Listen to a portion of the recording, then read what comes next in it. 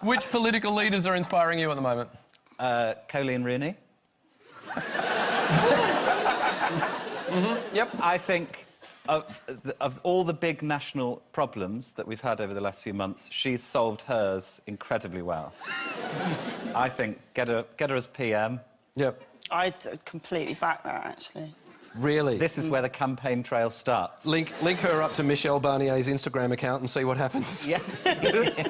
Moving on, Ross said, is it OK Farage and Boris are fixing the election? Now, after Nigel Farage said to the Prime Minister a few weeks ago, the Brexit Party will run against you in every seat unless you do a deal, this week he said, we'll step aside in every Tory-held seat, but we still haven't done a deal, which made everyone think they've totally done a deal. Everyone denies that there's been a deal done, but was that a massive U-turn?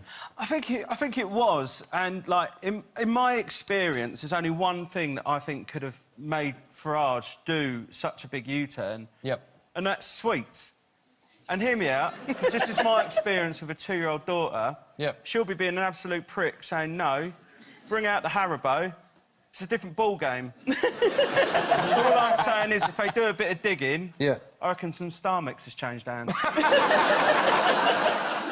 Now, the upshot of all this is the Brexit Party... Political analysis. You know, the Brexit Party is only going to stand in seats that are held by Labor. Now, to explain it, it's a little bit complicated, so we're going to demonstrate it with something that did come up earlier on in the show, a technique we've learnt this week, but we've adapted. It's called a battle of the thumbs.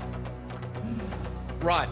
Now, I'm going to need some contestants. Josh, can you come over here and sit on that seat, please? Happy to. Excellent. Daisy, can you come over here and sit on this seat in the middle, please? Thank you. Joe, can you come over here and sit on this seat for the battle of the thumbs? Alex, you are good where you are. Now... It's all right. I'll keep a Yorkie in my prosthetic for times like this, so... Absolute shit. There you go. All right.